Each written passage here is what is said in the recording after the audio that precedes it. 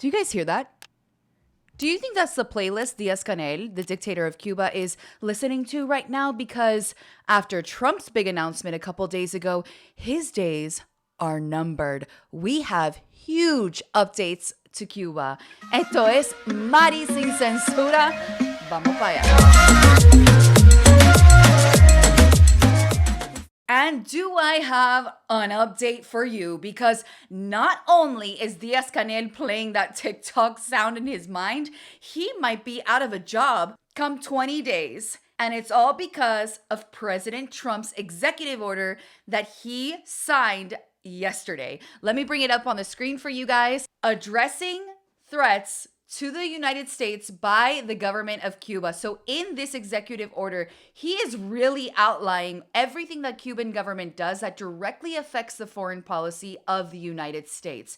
And he not only issues this as an address or a threat, but he calls it a national emergency right here. He says, as the President of the United States, I have imperative duty to protect the national security and foreign policy of this country. I find that there are policy practices and actions of the government of Cuba constitute an unusual and extraordinary threat, which to the source in whole or substantial part of the United States, to the national and foreign policy of the United States.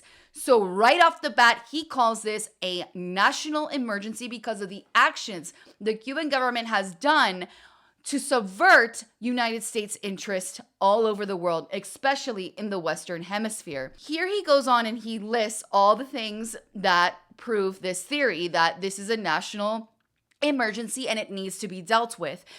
And that's because the regime aligns itself and provides support for numerous hostile countries, including the government of Russia, the People's Republic of China, and the government of Iran. Now, I want to hone in on that particularly because in Cuba, there is multiple bases that the Russians have, and China recently opened up a base in Cuba that is the largest in the Western Hemisphere, and it specifically to spy on the United States. Like, this was no secret. It was out in the press a couple years ago.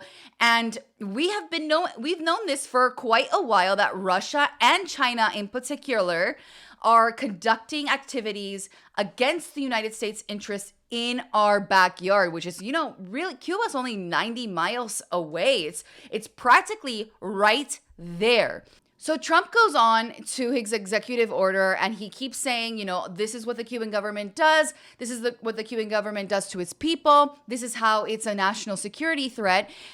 And he specifically says right here in this paragraph, to deal with the national emergency declared in this order, I determine that it is necessary to appropriate and establish a tariff system as described below. Under this system, an additional ad valorem duty may be imposed on imports of goods that are produced of a foreign country that directly or indirectly sells or otherwise provides any oil to Cuba.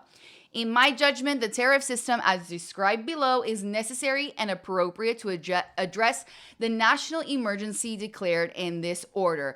Now, what does this mean? What does this mean? This means that the United States is serious about imposing tariffs on any country that gives Cuba oil. Now, we all know that its main oil source was Venezuela for a very long time. And now that essentially Venezuela is an American puppet regime for the United States, that oil has been completely cut off. And really, the only other country that was sending them significant amount of oil to keep going was Mexico.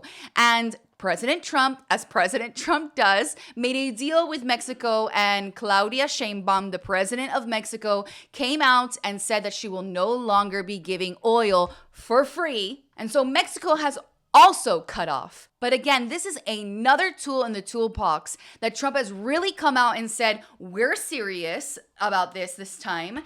And if you give any oil to Cuba, that's it. We're giving you an economic tariff. So what it really does is put pressure on the Cuban government, and it puts a ticking time bomb on Diaz-Canel. Now, some reports are saying that Cuba has only enough gas for 20 more days. And after 20 days, that means all the gas in the country is essentially gone.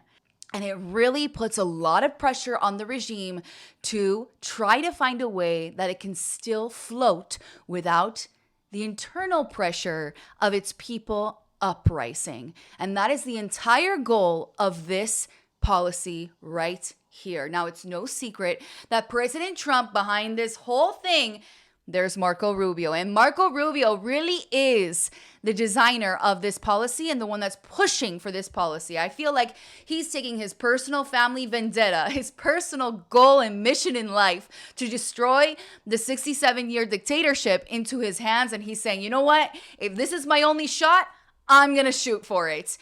And this announcement has gone crazy in the Cuban American circles. We are ecstatic. We're so excited because this could potentially be the end of a regime. And for many, many decades now, we haven't seen a president that's really been tough on Cuba. Excited, but that is not the case, of course, for Diaz-Canel, because I think homeboy went a little crazy with the TikTok in his head that he responded to President Trump on Twitter. Now, this is in Spanish, but he basically does a 4-part series condemning the gas embargo on Cuba, that it's a suffering of the Cuban people, that it's a genocide as big as Gaza to the Cuban people.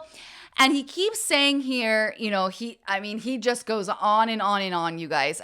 And I need to remind you, Diaz-Canel, that this is just a tariff. It's just a tariff. If Russia wants to send you oil, it could. And if China wants to send oil, it could. But they got to pay if they want to also trade with the United States. Do you think that you're worth it, Diaz-Canel? Do you think that anything that you have is worth that risk and that extra money for the Chinese and Russian governments? I don't think so. There's not enough caña de azúcar that you can trade with that makes that worth it. So everyone's saying that this is the beginning to the end of the Castro regime. We also see more dissidents than ever before. The amount of different TikToks I'm seeing all over my For You page of Cubans inside of Cuba dissenting has been beautiful to watch. Let me show you one of them. Cuba, lo que tiene que cambiar, y punto. El partido no es Cuba, ni un país no puede ser rehén de una ideología. No puede haber dignidad donde solo existe una opinión, una voz y una verdad oficial. Exigimos el fin del monopolio político. Exigimos pluripartidismo real, elecciones reales, poder que pueda perder. Porque si ese poder no puede ser cuestionado, entonces es dictadura, llámalo como quieras. Exigimos tribunales independientes donde la justicia... Okay, so they're basically saying this is a page called El Cuartico song. These kids are in Cuba. Like, we know that they're in Cuba because we can see the background that they're in Cuba. And they're basically saying in this video, look how she says, make Cuba great again. She's saying in this video that, yes, we live in a dictatorship and we are asking for an end to a monopoly of one opinion, that we want democracy, that we want to be able to say what we think. We want the court system to be just. We want to be able to have success and to be free. That this is what they're saying. And this is inside of Cuba. So they're to a lot of great risk. These kids are publishing. And like this video, there are thousands and thousands more, you guys. There are so many people that are just getting so sick and tired of the excuses that the government is making that they are going out on the street and they're saying it to their vecinos, their neighbors. They're saying it on the street when they're in line for chicken for 5 hours.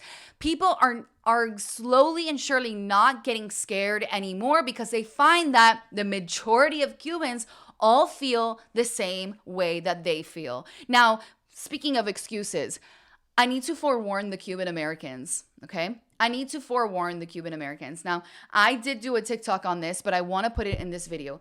I need to warn you what is going to happen next. There is going to be a justification of the regime and of the dictatorship. There's going to be a spin of this policy. And it's important that you are prepared, that you know what is going to happen.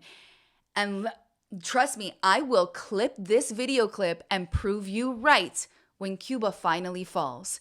Now, what's going to happen is the following. They're going to say that, oh, it was because of President Trump and this new regulation on oil that it's going to be a collective suffering of the Cuban people, that people are not going to be able to go to the hospital, they're not going to be able to have food, they're going to be starving, they're going to die because there's no ambulances to take you to them to the hospital.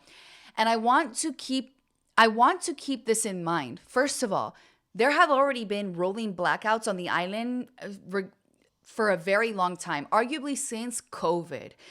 It's gotten much worse the last couple of years where our families are experiencing 20, 30 hours without electricity. I want to remind people that food scarcity in Cuba before always existed before. I remember I used to stand in those lines for 5 hours for a piece of chicken. And I want to say this because they're going to twist it as if all of these new symptoms of what Trump put in place are just that, new. They are not new. They have been going on in Cuba for a very, very long time. And this policy is not going to change the deterioration of the Cuban regime. It only accelerates it. It only puts more pressure of the inevitable. This was always going to happen. This was never a question of if, only a question of when. And we've seen it time and time before. Socialism has never worked in the history of the world. And we can get into another video later about why it doesn't work, but it's never going to work. And this was inevitable. This was always going to happen.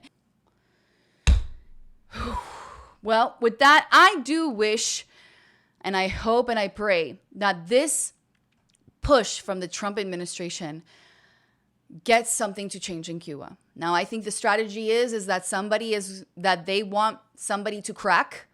I think that's the strategy, the State Department's strategy. I think their strategy is somebody needs to crack in the upper echelon of the Cuban regime in order for the other dominoes to fall.